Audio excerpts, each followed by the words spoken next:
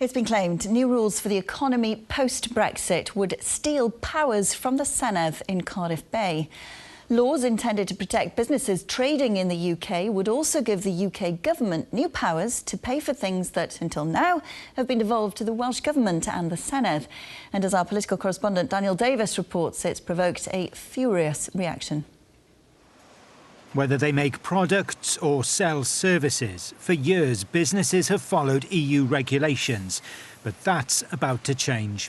This UK internal market bill is about protecting jobs, protecting growth. In Westminster this afternoon, proposed new laws explained who will set the rules for trading within the UK after Brexit.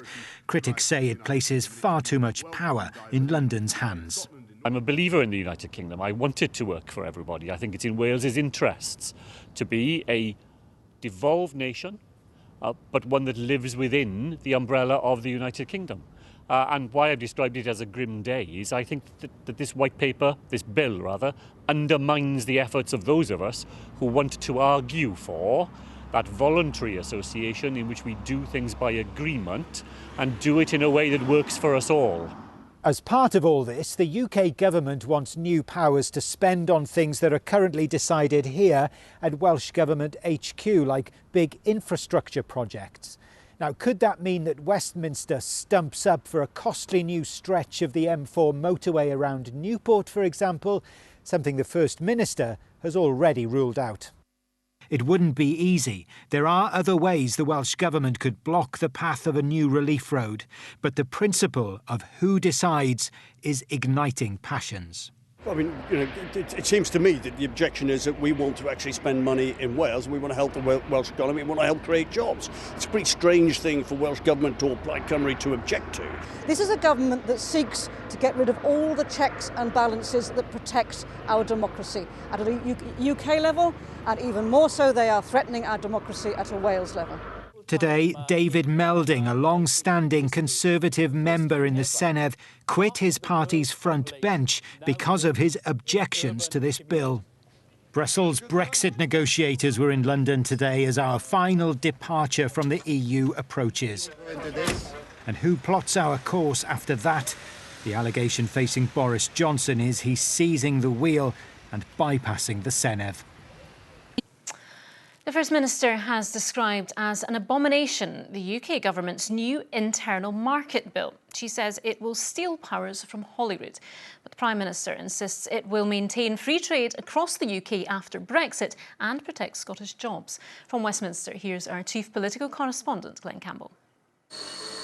These bottles of Perthshire rapeseed oil are sold under the same rules wherever they end up in the UK. And the producer here wants to keep things that way. A seamless business is vital for myself. It allows me to concentrate on the importance, keeping the quality of our product going and keeping in contact with our customers. If we're all working with the same standards, we're all on the same level field there and we can do the important things. Questions to the Prime Minister?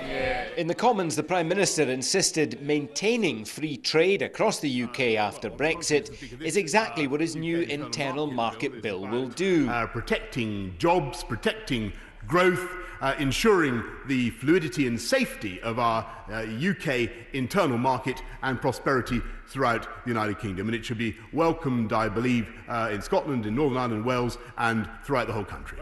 The motion as amended is therefore agreed. MSPs voted by 3-1 last month to express their opposition to the legislation because the Scottish Government believes it will override Holyrood's authority. This bill is an abomination. It steals powers from the devolved administrations that have been with us for 20 years now, and makes very clear, in my view, the only way now to protect devolution is for Scotland to become independent, because otherwise we face a future of the Scottish Parliament being undermined, eroded and frankly crippled.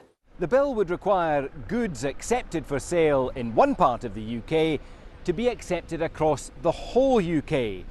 But Scottish ministers fear that could force products like chlorinated chicken or hormone-injected beef onto the Scottish market against Holyrood's wishes if these products were ever accepted by the UK government as part of an international trade agreement with the United States, for instance. UK ministers say they want to maintain high food and other standards and keep a ban on chlorinated chicken.